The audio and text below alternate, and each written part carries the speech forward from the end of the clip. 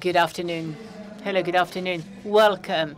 It comes as a surprise to see you here, but Pernod Ricard is the second European company in terms of innovation, innovative power. What did you do?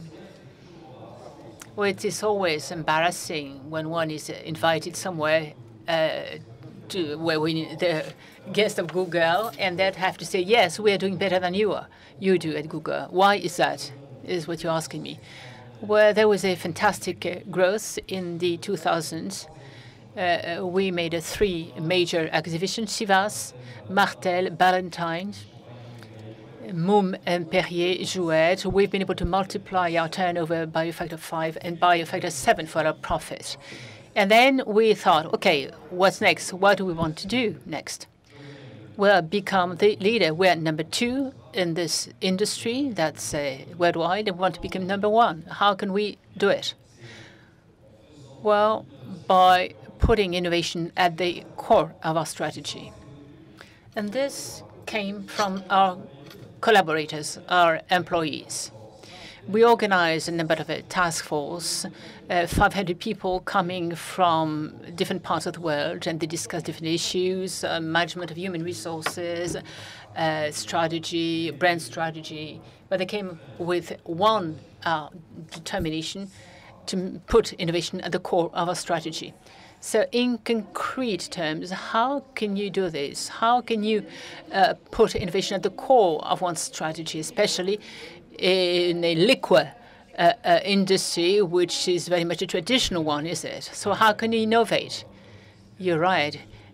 You may have seen our current ad, unchanged formula since the creation in 1932. It sounds like a paradox to say that we want to innovate. Still, we can innovate in many different ways. Let me mention some of them. First of all, it can be innovation on products, launching new products. Now, we're launching, that's in the US, but it will be in Europe first, soon, the Malibu coconut with tequila. And we're launching this with a very famous artist in the US, very famous in the US, Neo, which is the Pope of rhythm and blues. We're launching a series of Absolute, 4 million unique bottles. All of them are different. Each one is original. And this is because we rely on artists and a computer. By combining designs and colors, we can make 4 million of bottles which are unique to drink with moderation.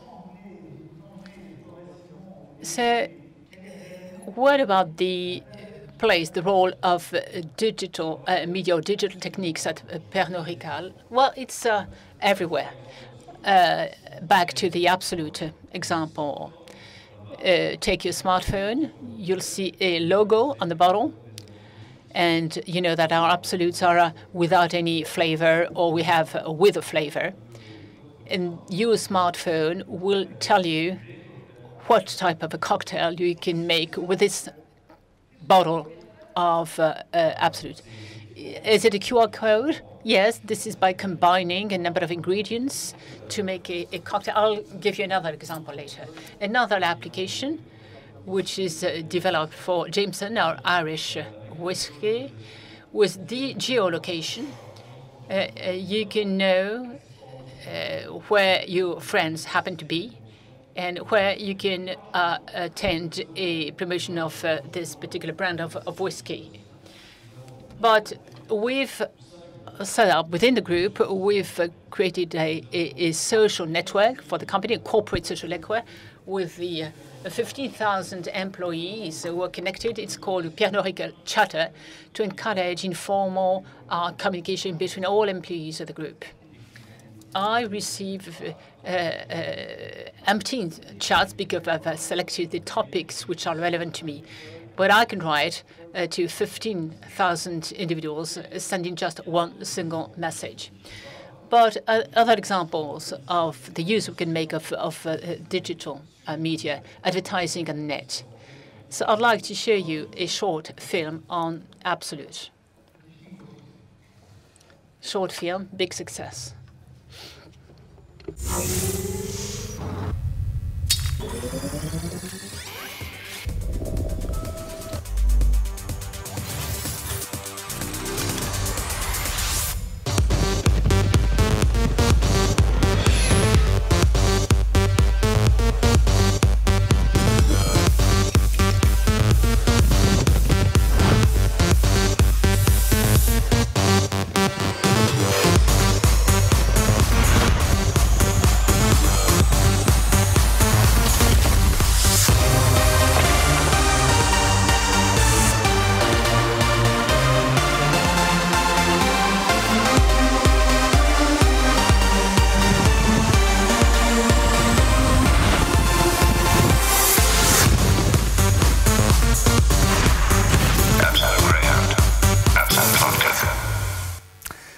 Voilà donc. So it works. It's loaded with the technology. 5 million hits on YouTube. Yes, 25 million hits so far. So it's a big success. Now on YouTube, watch the full version, 3 minutes, and you'll see it's an extraordinary film.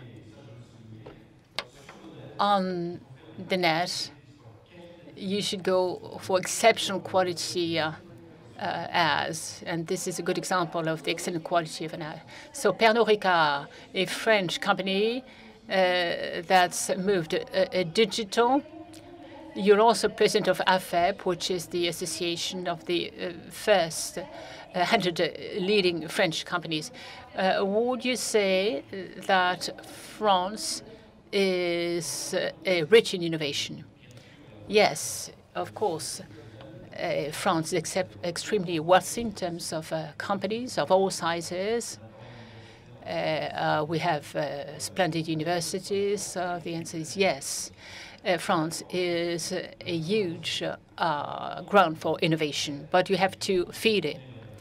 As AFEP, we talked to a government and told them that we have to make sure that we have specific instruments available to us, like a Crédit Impôt Recherche, but also we have to have the adequate environment for innovation to foster. First of all, you have to invest. In order to invest, you have to have to make profits, to have margins.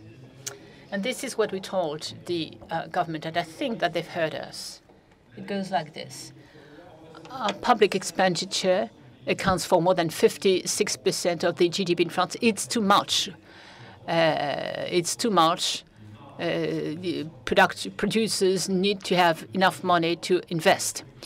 And second, you have to push the employees' costs down, and this is why we have this new system to bring down employees' costs and to enable employers, and companies to innovate. So France is a land of innovation, but you have to make sure that this land does create new plans. If you were to start all over again, would you create the company in France? So I'd like to have a frank and honest answer from you. The answer is indisputably yes. We are a French company in terms of culture, Cognac Martel, and the real pastis de Marseille, Pernod Ricard. So we are a typically French company, but we are very international at the same time. I know of many companies, French and foreign companies, and we have different view of the world. France represents less than 10% of our business. America is 25%. Asia is a lot. Number one, China, second, US, then France, and then India, Russia, Korea. You see, we can go around the world with Pernod Ricard. Thank you, Pierre. Pringuet. Of course, we'd have had a role to play in this morning, the morning's panel. Thank you for being with us for this big tent. And now let's invite ceux qui vont vous succéder sur cette scène pour aborder le débat final de cette journée. Come to the podium for the next debate. How can we increase the attractiveness of Europe? The creator of Invest Venture He likes e-commerce, softwares, and online services, MySQL, Skype, NetVibes, etc., and so on and so forth. These are famous services, companies that use these services. His name is Giuseppe ZOCCO.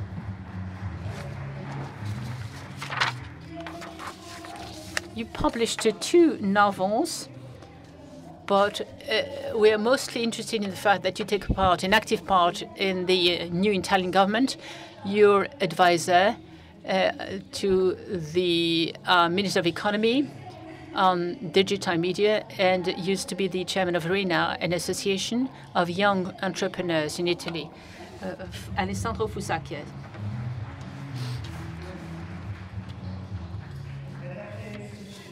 She is created the leader of sales of design on the internet. She was a human resource manager in 1999, and she created Made in Design in Grenoble, 86 employees and billions in turnover. Her name is COLIN.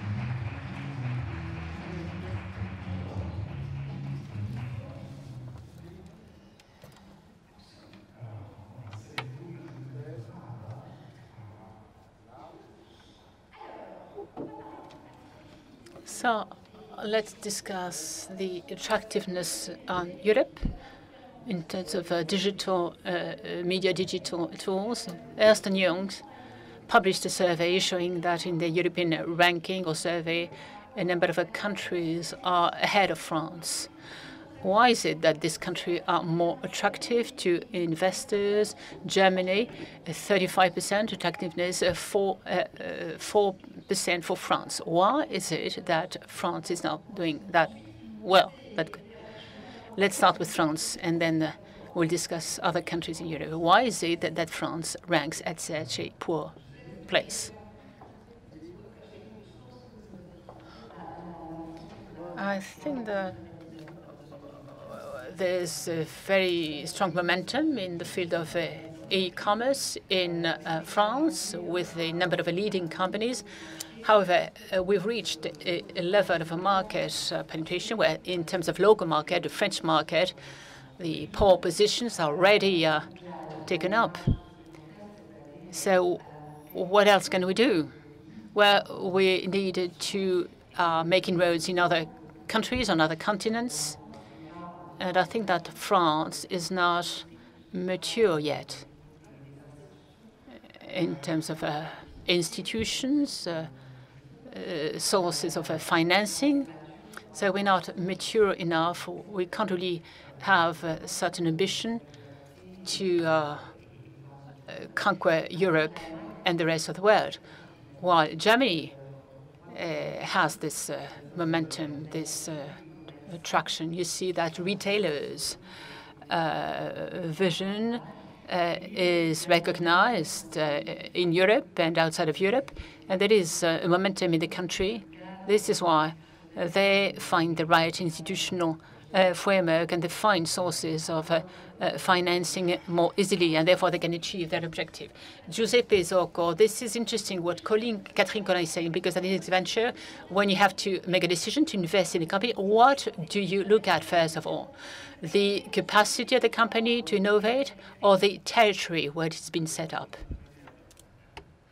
I'll switch from French to English. Have a global opportunity, and they can face off the competition from the US, from Asia, China, and India, and they are able to build a business which is enduring and a big business. And so the location of the company has always been secondary. So it's really the capability of the team to pursue an opportunity, a market opportunity, and to win against competitors which are international, wherever they are located. And we have companies that have been located in France, as well as London, as well as Italy, or Moscow, or Tallinn, or about 1/3 of our companies are in the US, and about 2/3 are in Europe, but really diffused. And then what takes really the different approach for a company is the capability of the entrepreneur to attract a team around himself or herself, which is strong enough to be able to then bring the company outside their country or their countries to start with and become global. Because in technology today, you cannot hide in your country. You have to be global. You can win big, but you have to come to terms with the fact that this is not a local market. This is could be a multi-local market, but certainly it's not a local market. Alors, la France, 4%, c'est pas brillant. Je vais changer de... France, 4%. 4% for France and 2% for Italy. It's not that much. Alessandro FUSACCHIA, how can you account for the fact that these two countries rank so poorly? First of all, we're discussing a process that is spread over a number of years. So you need to know, to understand how you can change a country. The speed of internet rather than the speed in which these countries have been moving traditionally. So rather than discuss what we've been doing so far, why is it that we have this 2% of market only? Currently, in Italy, we're not trying to achieve the same speed as internet, but we're trying to go much faster. Not just because we have a government which has been in place for 12 months, because we think that we cannot really deal with the issue of digital agenda if we stick to the same methods that have been used in the past. So you really want to boost things. Yes, but you have to understand what you're facing. In Italy, in the past few months, we've set up a task force. I heard someone refer to task force, the innovation at the core of the strategy. This is what we try to do at country level. So put innovation at the core of the government's agenda. Make sure that after 12 months become the country's agenda rather than the government's agenda. So we started with a task force of experts who advised us. It was public. I mean, it was in media. You could really pick up all the ideas and pick up the contradictions. It was public. So the task force handed over a report. There was a public consultation. It became a piece of legislation in October. So it's all part of this same law. These two chapters are part of the same law. I'd like to note that the vehicle we selected is the Decreto Legge, a decree law. According to the Italian constitution, it's a vehicle you can use in emergency situations. So when I refer to startup, we haven't decided to do something with a young, aggressive companies because it's fashionable and trendy. No, we know that there are many entrepreneurs in Italy. There's huge potential, so you have to unleash energy. How can help entrepreneurs breathe and give them momentum? Give momentum to Italian entrepreneurs, leveraging startups.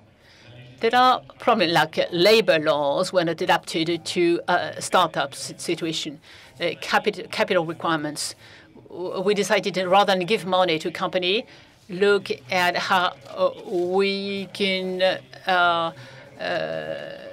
make sure that people are encouraged to invest in startups. We relied on the tax policies for that. So this applies to Italy, but I suppose it could work in France as well. You know, in digital economy, you have to accept the risk of failure. If you do something wrong, you violate or breach the law, okay. But the concept that you're supposed to succeed, you know, there are two extremes. In the US, if you never, you're nobody. And in Asia, if you fail once, you know, they will cut your head off. So perhaps we'd like to move Italy and France more towards the US than towards Asia. So this is what we're gradually, very slowly coming to accept, the risk of failing in France.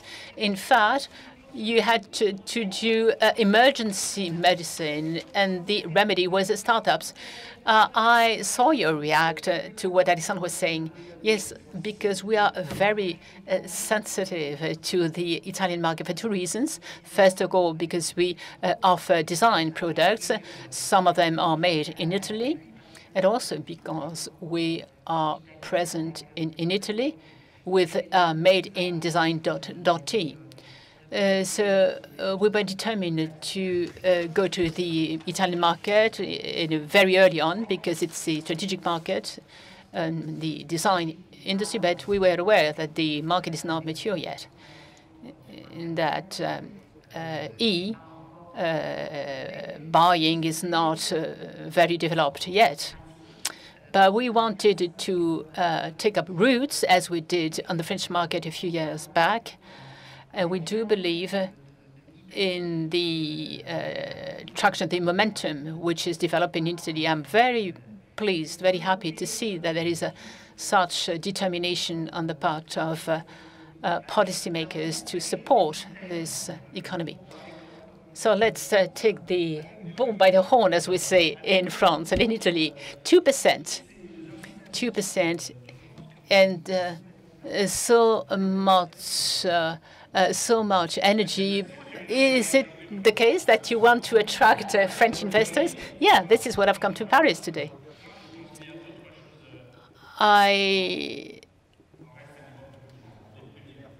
Let's say this: Italy is the country of design, made in Italy, which is the third brand worldwide, is the country of homemade products. So digital, innovative startups, using those, we can really make it possible to turn the country around and go for global or foreign markets. Small Italian companies, and there are many small companies in Italy, they don't want to have to wait 10 years, to grow, to achieve the right size, to make inroads on international markets. Suppose a small company with 30 employees, if they make an outstanding product, they could really do business on the international market. So we're changing in terms of concepts. In Italy is a new country, is changing. So the message is that the digital is not an industry per se. Sometimes people tell you, we're not on the way, we're not working on the way. So how did we design the instruments? How did we develop it? We didn't say, OK, we're going to give money in startups and we'll try and lower the taxes. It was the other way around. OK, we have to convince that company managers have to challenge themselves.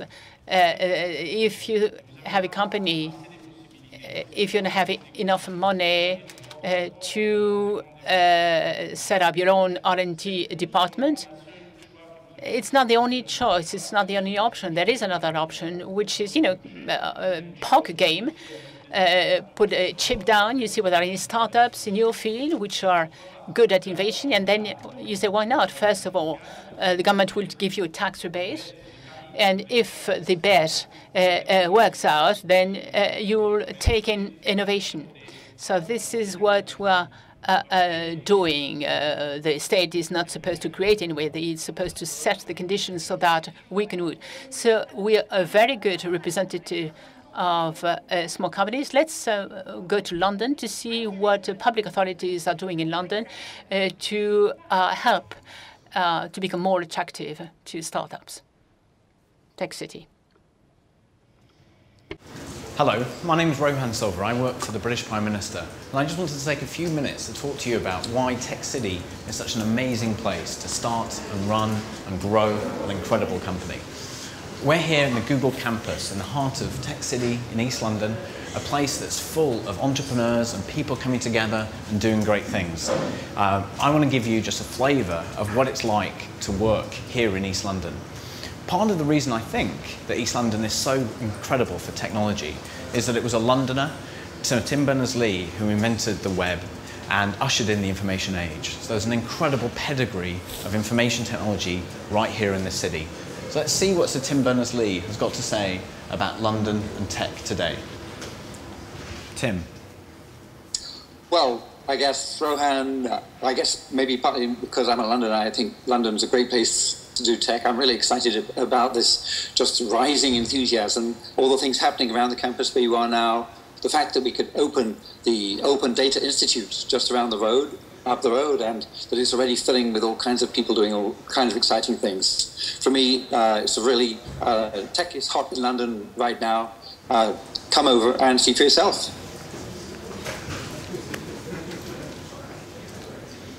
On top of that incredible history, we've got an amazing present too. There's over 1,200 tech companies here in East London. And one of the most fantastic of those companies is Songkick, which is helping millions of people find music online and find gigs online too. Michelle founded Songkick. Michelle, what to you is so special about London? I think when you're building a team, one of the most important things is to make sure you have a lot of different points of view. And we have somebody from Brazil, Germany, South Africa, New Zealand, and that's all been possible because London is one of the most diverse cities in the world.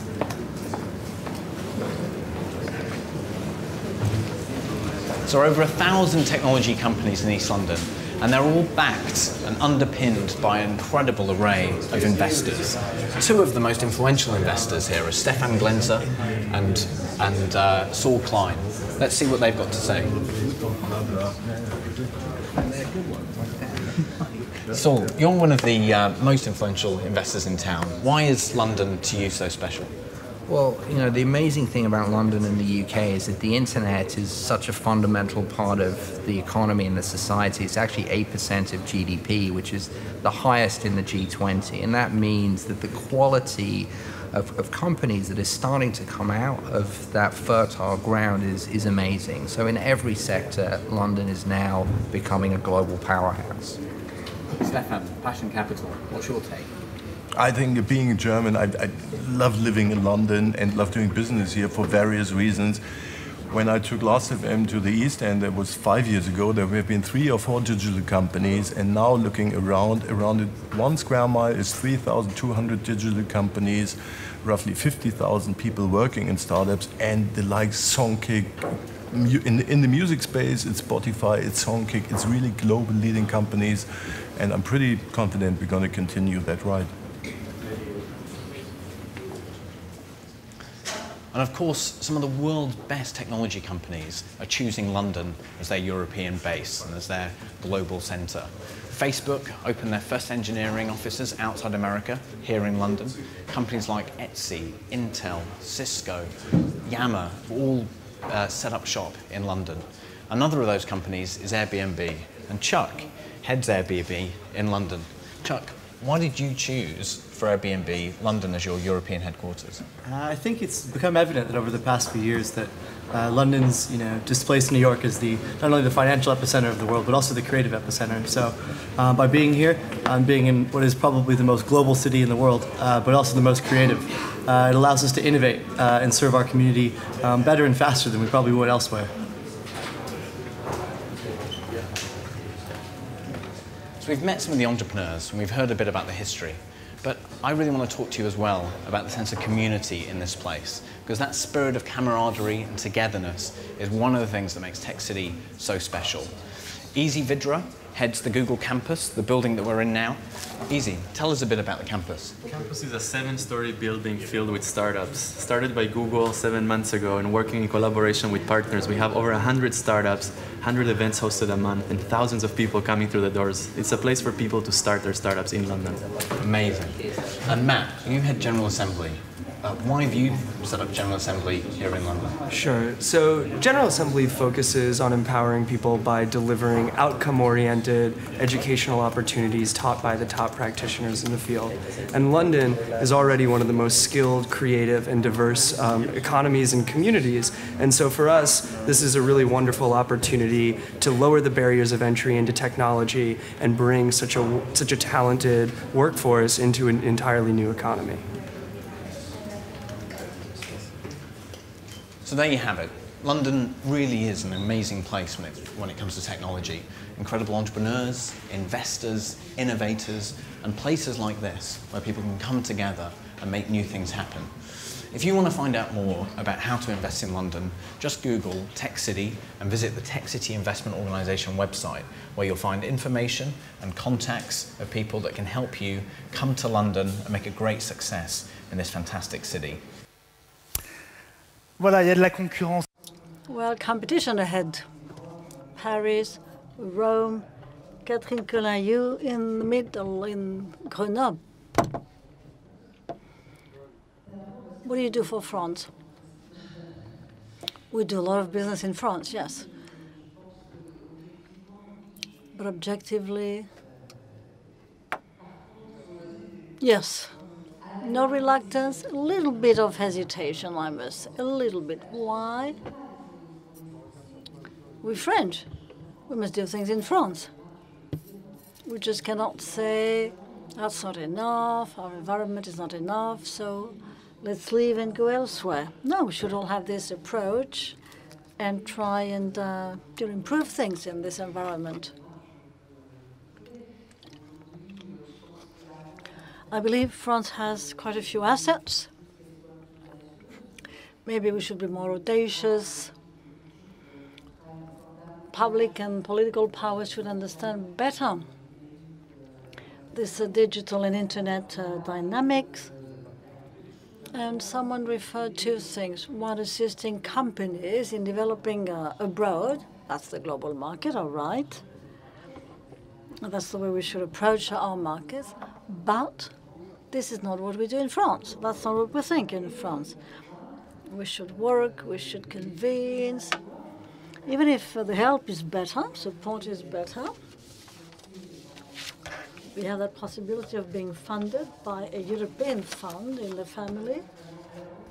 But I believe, given some of us in the e-commerce are looking into markets in Asia, we should all get together to share our problem and go together, progress together, but also on innovation. What I might regret from a technical point of view is the technological innovation is not always there. As when we may feel that we're losing ground on our markets from a European perspective and beyond, so we should reinvent our market, reinvent distribution. And again, I find it a pity to partition our sectors when the technology is there everywhere. And there is, in that approach, that assisting companies, helping them in recreating, to progress more quickly in innovation and many different things. We will progress much, much more rapidly. These are my thoughts. And we should go on conveying these type of messages so that we can be heard and that our own momentum is there to be used. What is interesting is since the beginning of this panel, we looked at the European attractiveness in the digital environment. We discussed London, Paris, We Too, France Initiative, Italy, but it is our feeling that it's a competition from capital city to capital city instead of progressing together on attractiveness for that digital Europe. So you, Giuseppe ZOCCO, as an investor, what do you think? Are we going to try and catch up something we're going to lose anyway? Depending on the countries where you are, we have a commonality between an entrepreneur and his teams, and if you try to approach the global market. If you look at European global companies who really made it in that challenge, well, we have companies where we are leaders in some countries, and we have good players in Europe who have really built that success story. And this is for 2/3. We invest 2/3 Europe, 1/3 abroad. So the message is important. We may, in fact, get that challenge right. We may pass the message on. We have accumulated sales in our portfolio to see which companies do the same, which one we could buy. And over the last 7 years, 1.3 billion turnover euro we managed. That's cumulative figure. 5,000 new jobs. And you see, there is a growth, an average 7% growth last year in difficult countries. 2 of these countries are in France, so you see, one in Italy, others in other countries. Even Russia, that region. So whatever the country where you are, I believe, managing local conditions, unless they're very, very hard, is something feasible. Because you see, the current entrepreneurs knows what the situation is, especially in that field of technology. We have to fight against the US anyway, so we can do a lot if there are conditions to attract stock options, a working permit, to really put the teams together. So if we make it, if we are winners on this challenge, I can tell you that provided we have this condition. But what are these conditions, asked the journalist? Whatever the market, company creation can be there until the country who set up a company puts questions. And for you, the questions are what? Regulation, taxes, all this. 3 typologies of problems. 1, the teams. Having people, even from the US, who come to work in Europe. Anyway, setting up a team, number 1, which will be a win-win team. Can progress to growth. Number 2, investors. A lot of investors in Europe who are investing everywhere in Europe. We are taking the best in Germany, the best in Italy. We take everyone from everywhere, and we balance. And then the exit path, in other terms, if you get a lot of money, a lot of strength. We worked with the London government, I can tell you, because they started relaxing a whole series of criteria to access the public contracts. And it was easier to do it with the NASDAQ rather than in Europe. If you cut down this obstacle, of course we could do a lot and create value. So in other terms, there would be a real European strategy that would be missing on these markets. I mean, on these unique markets, when I say unique, single market, I should say. Because you, in Italy, you did not mention the 100 million you gave for startups recently. I saw you smiling at Ricolin. You were listening, Alessandro, with great envy, I find. Of course, because that European dimension is something we do not have. It's missing with us. An innovating business sector with us should have that European market approach in mind. Creating a momentum in Europe and then go beyond. Because that notion of Europe is not on the European market, but is how Europe can go and attack, export to other markets. It is starting. You have a couple of organizations across Europe, however. Internet is so complex from a political point of view. But the economic situation is so complex that everyone tries to get a little bit of money back home. And digital economy is one where you have several projects in Europe. Do you follow these European projects yourself? Could it impact your decision-making process on investment?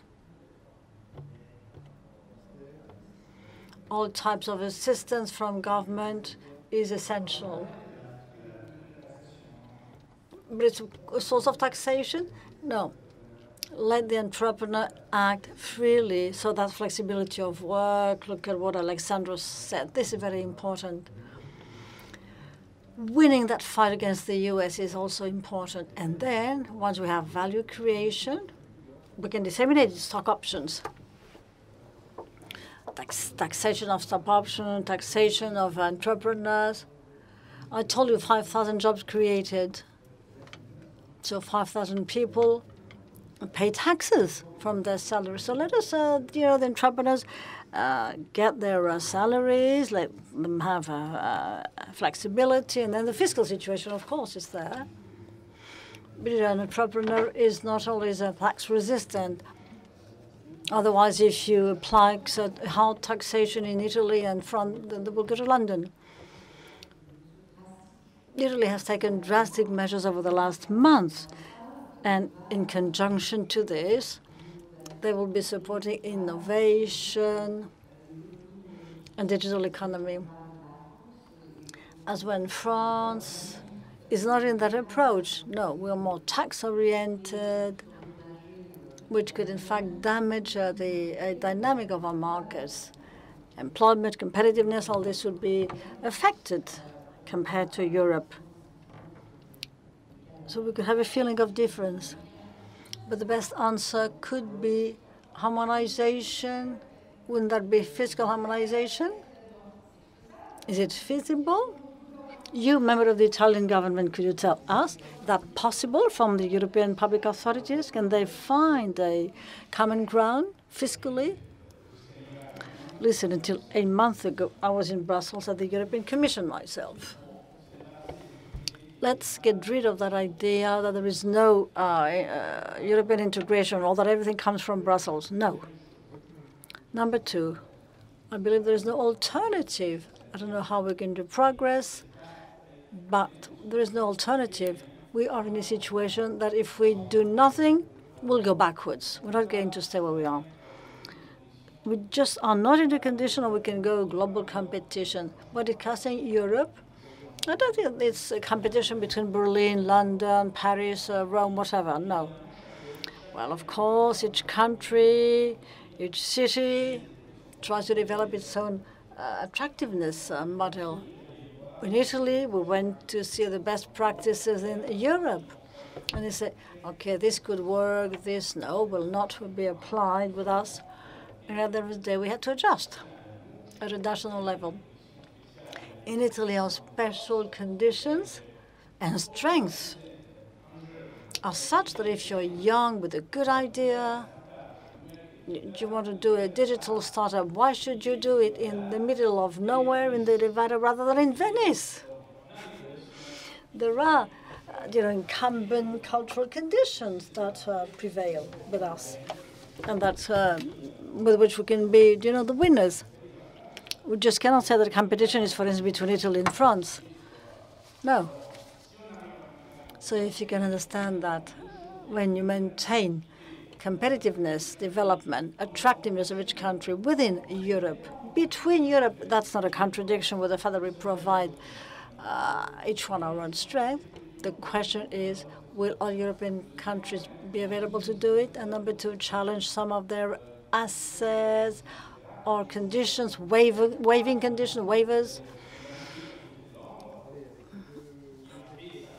There's a country not far from London who made his own growth last year, Ireland. Well, you said it. So we must find the middle point. If we don't find that point of balance, we'll go on thinking that a competition are between Italy, France, Germany, and the real challenge will be between China and the US. So the question of Ireland is on digital dumping in fiscal terms? No, no, no.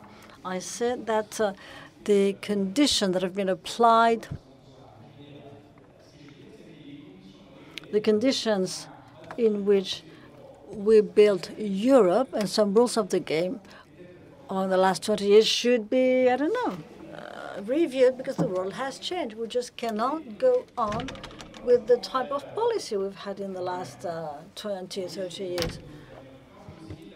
So we must try to improve the situation. Henry Ford, 120 years ago, he said something wonderful. He said, in French, he said, if I had to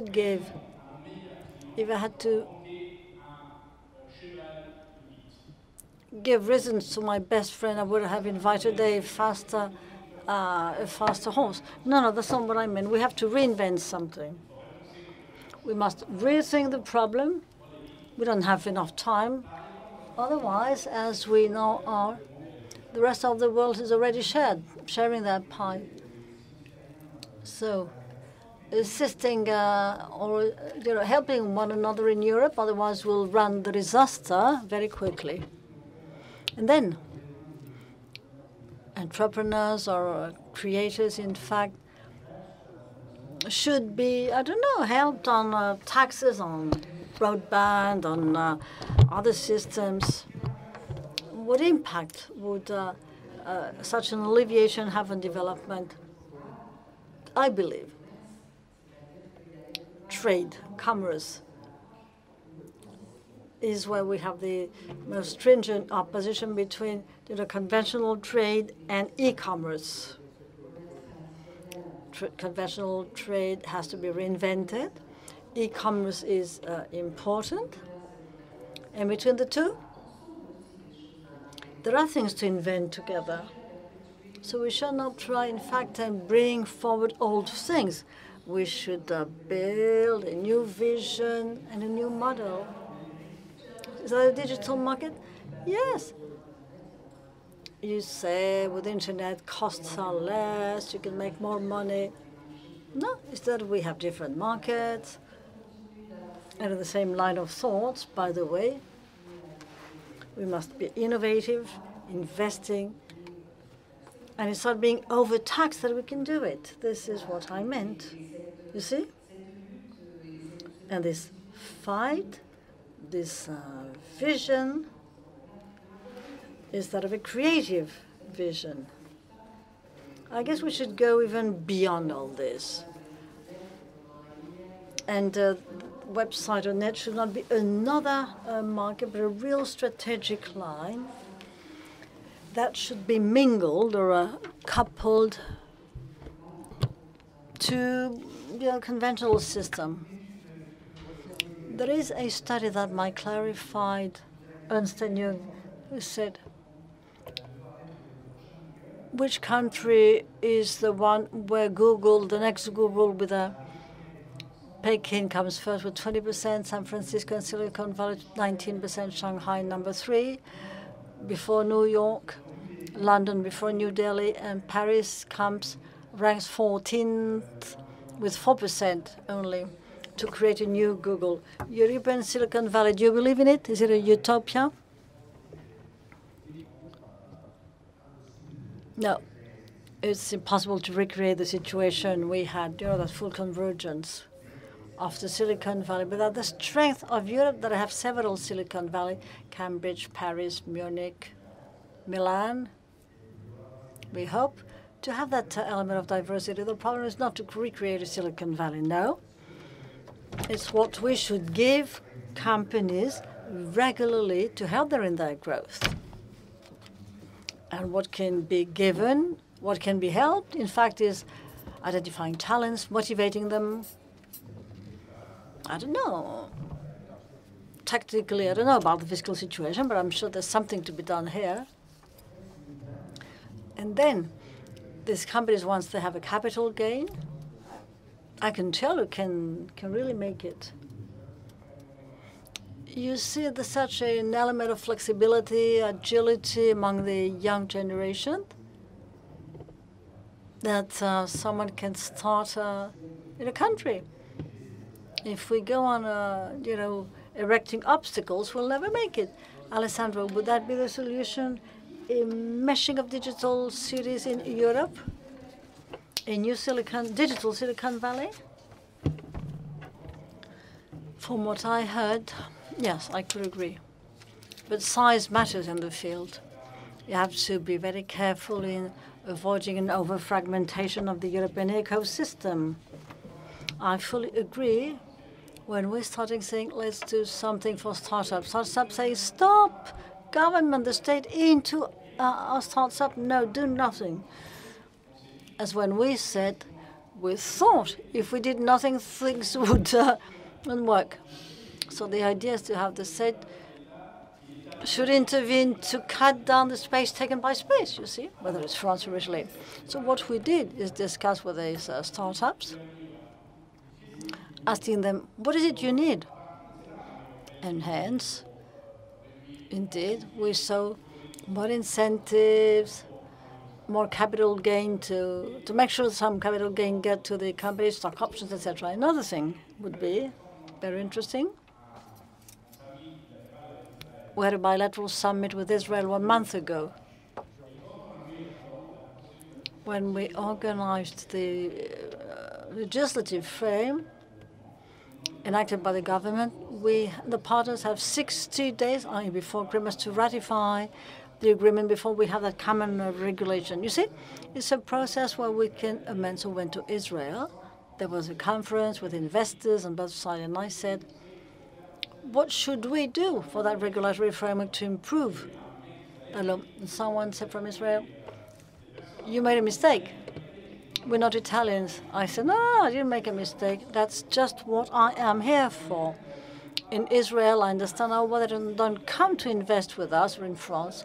So that's the approach we have to take. And the last important thing is that we should start. I guess there's a problem of culture here. By definition, we don't like so much innovation. What if we change this or that compared to what we did before? No, we've changed the pyramid of knowledge, On these things, it's not like before that grandfather will teach their grandchildren. No. It's going to be the opposite.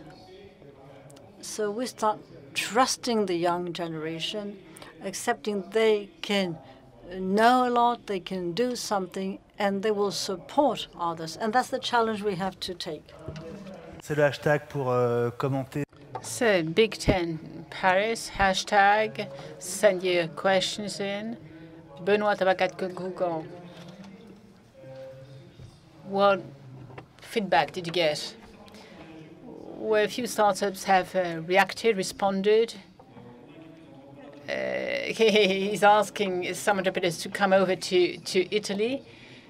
It seemed that you've been extremely convincing, and they want to go invest in Italy. Okay, another point. This morning they discussed how to improve attractiveness and competitiveness on the digital industry. Would you develop a local system made in Italy, made in France, or would you attract global leaders onto your territory? People would be involved in this initiative. Some reacted to what you said concerning Israel. Here, what would you say would be the best legislation in France in favor of a digital industry? What would you do to encourage this? Do you have enough business class to go around? On your first question, I don't think I can't see any contradiction. So let me face the person who asked the question. He or she is in my bag. I can't see any contradiction here.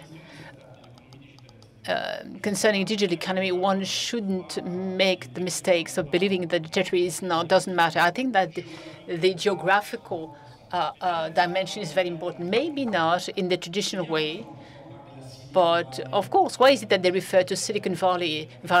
It's not that simply what's happening in Berlin, because the environment is something very important. When they invented the fax machines, if you have one fax, it's very useful. If you have two fax machines, it's redundant.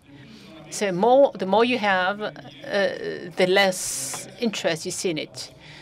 Because what you want to be able to do to send a fax to another fax. Same thing for startups. Same thing for the digital economy. The other person of the UK government said, if you come here, there are 1,200 tech companies. If you tell them, okay, there are 1,200 supermarkets, do you think that by saying so, you're encouraging newcomers onto the market? The answer is no. So territory is very much an issue.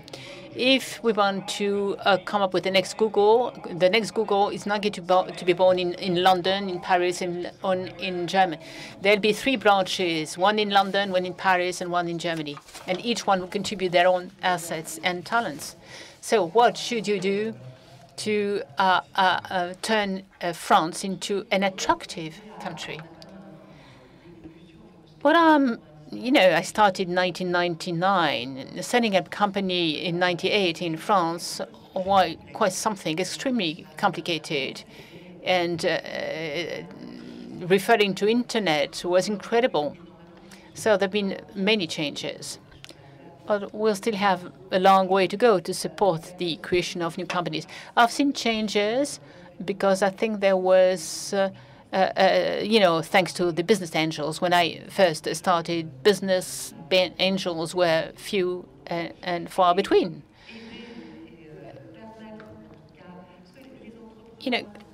Entrepreneurs who sell their business remain entrepreneurs at heart, and they want to continue in entrepreneurship. So who supported you when you first started? When I was helped, I used my own resources, basically, but then I was very fortunate because I was assisted by a business angel who was one of the co-founders of jeuxvideo.com. They sold this company before to Ubisoft just before the crash. He was 35 years old at the time, François Claus. And immediately he decided to reinvest in a number of companies, and one of them was my company. But it was not really very much a pattern then. Well, today, we've changed. We've come a long way because France initially was not a country of entrepreneurs. I think we've become one. There are very good schools. There are many entrepreneurs departments organized at many different schools with cross skills, cross-fertilizing of skills and talents, marketing with the technology. And then we need to share this vision. We want to conquer markets, and we need to support innovation.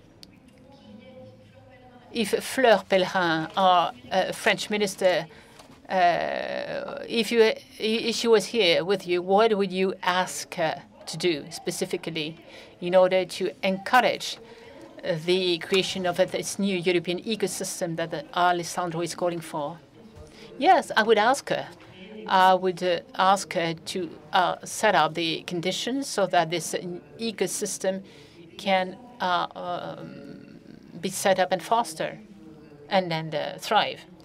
Now, in Paris, I see a number of beautiful companies, but in terms of initiatives, collective initiatives, momentum, impetus, of course, your initiatives. Now, the number of shopkeepers in Grenoble would like to set up a incubator. Of course, this would take a lot of time, and we don't do it. But we miss this this momentum, this. I think that you're pretty optimistic because there are a number of threats over the digital economy. I'm very confident. I'm very optimistic because you've crossed. You've passed the difficult threshold. You've overcome the main difficulties. Double the cape. Now we work on a global market. Why is it that we should think of the internet in terms of one country? Why is it? It doesn't fit the market. The market is not like that. So why should we, a French company, be taxes on sales in France? Well, anyone can sell in France. It's sheer nonsense. So I'm pretty confident, as I think that the reason will prevail. This is what we saw with the pigeon move. Public authorities had to listen. So I remain pretty confident, and common sense will prevail. Common sense and determination will prevail. Any questions in the room on the attractiveness of France and European countries compared with the rest of the world? Questions? Bertrand Pécry. Yes, I think it would be good to work as a duet, Paris-San Francisco rather than Paris-London or Paris-Berlin. Why is that? Why? Well, in terms of size of markets, the capacity to levy, to raise capital, and the concept of a European pole does not exist, which is a pity, I think.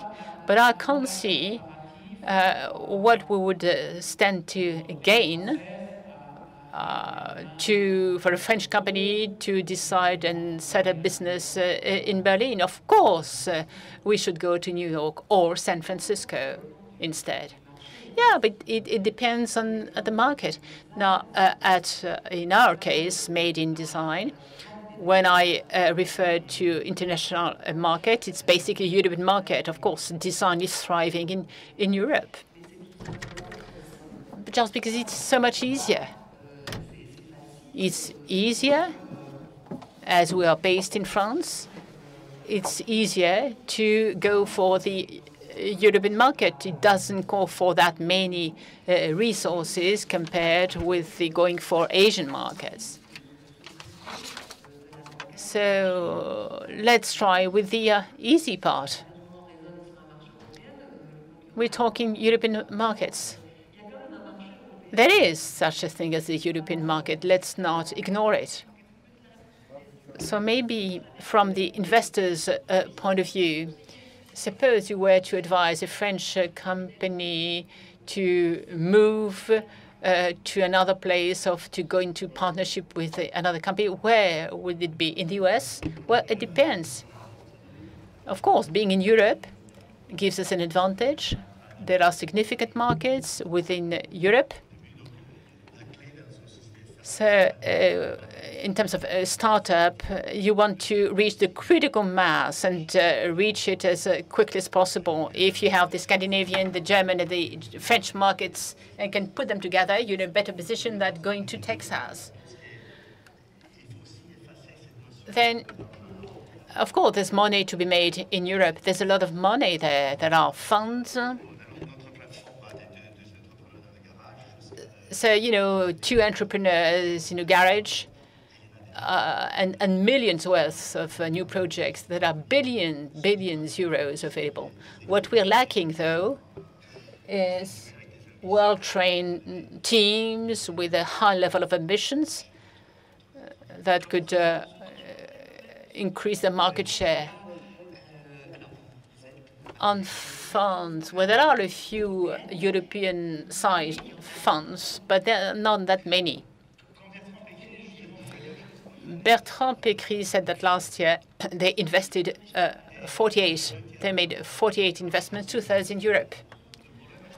The problem in general is not we see too much, is we don't see enough. Probably this is due because we're not really aware of the competition that exists in the US. So once you've found a good team, there's no problem. They can levy the capital. We are reaching the end of this debate. Back to Roland Pécresse, who referred to the environment.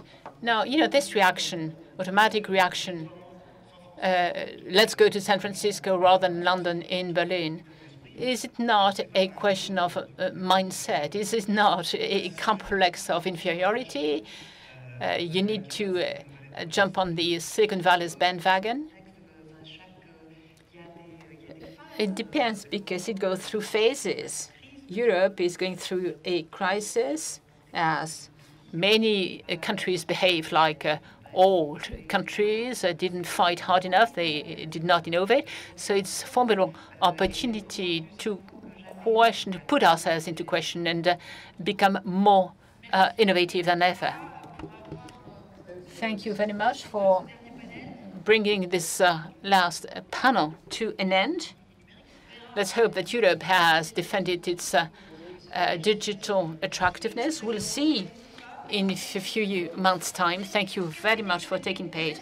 Catherine and Giuseppe are going back to their seats, and Alessandro is staying here.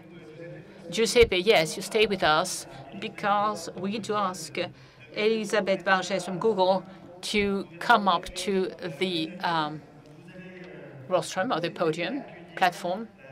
Elisabeth, you're going to help us welcome the digital champions. Who are these digital champions in Europe? Bonjour.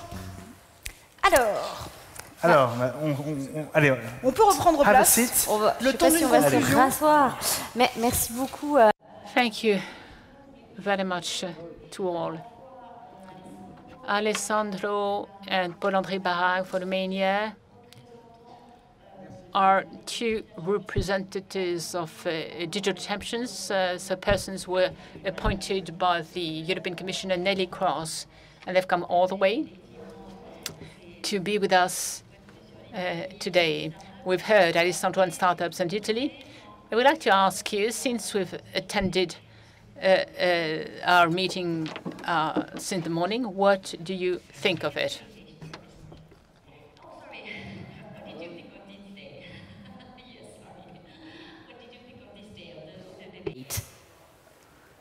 I mean, personally, I spend most of my time between very rural Romania and Brussels.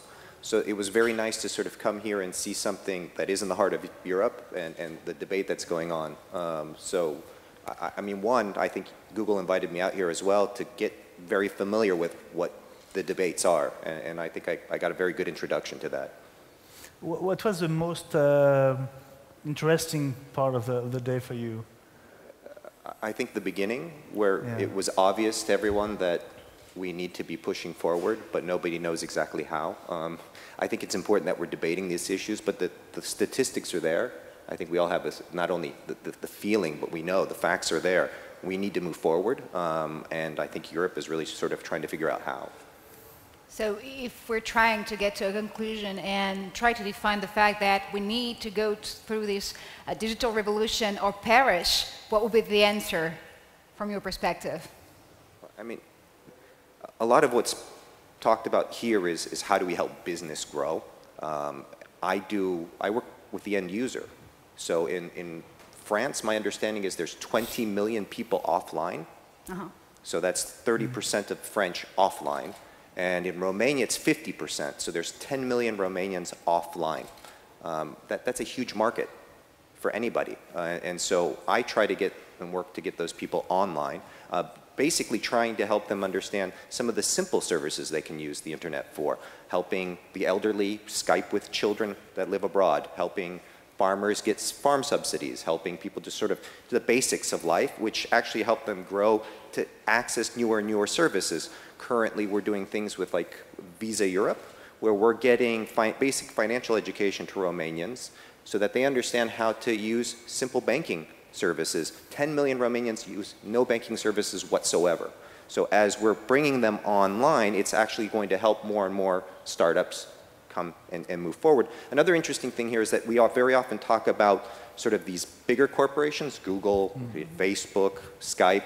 Well, a lot of the diversity in what we're seeing is how do you couple a kid who's pretty aggressive with what he wants to do with a farmer and helps the farmer get to market online.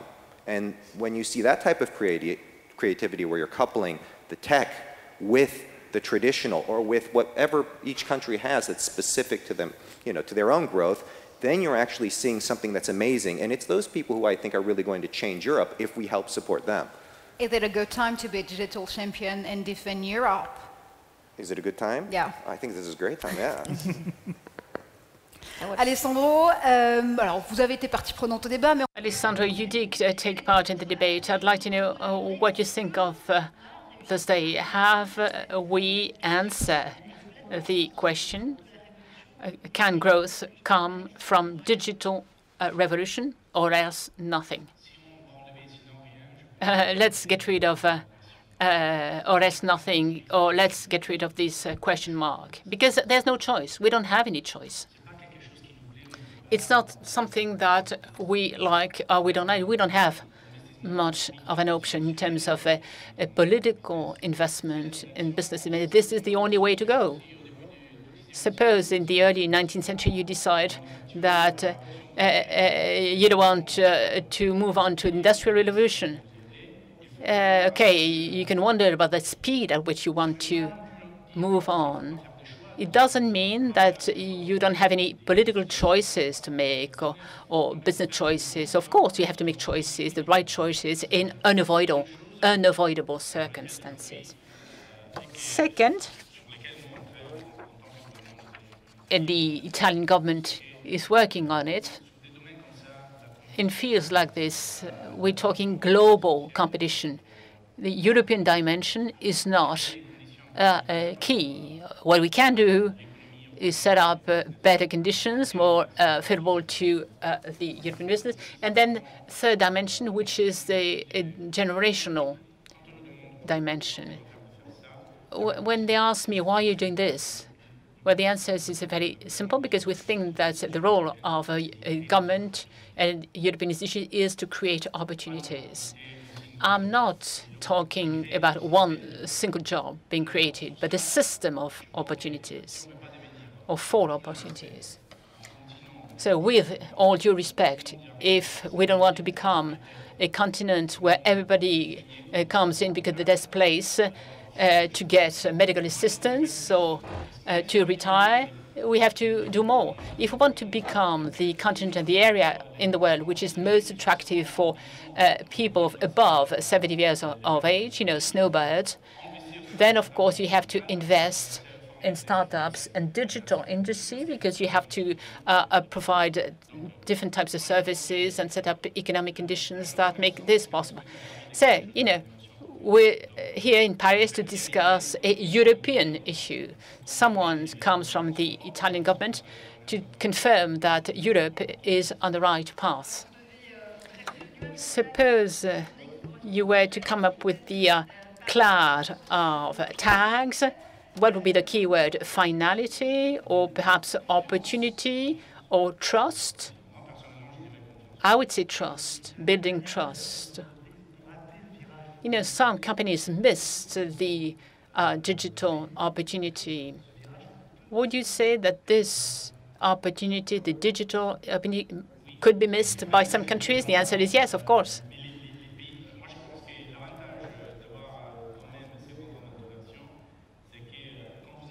When you go to Brussels, you'll see competition, there are conflicts, but there's a lot of cooperation.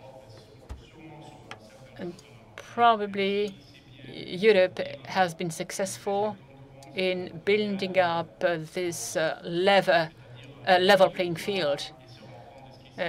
Countries turn to other countries outside of Europe, and they realize, all of them come to France, Germany, the US. The European Commission is launching a number of initiatives. I think that the Italian agenda, digital agenda, is the implementation of the European digital agenda. I think we're on the right path. Then they tell me, you're over-optimistic. Well, we don't have any choice. But we did listen to you, and you are very aggressive and enthusiastic. So you'll have the final word, Elizabeth. I'd like to thank you. I hope it's been interesting to you all. Next Monday, on December 3rd, starting at 5 p.m. at Google, there'll be the sequel of this day. A number of funds will be present and will meet at Google for a debate organized by a think tank. Their name is Bruegel.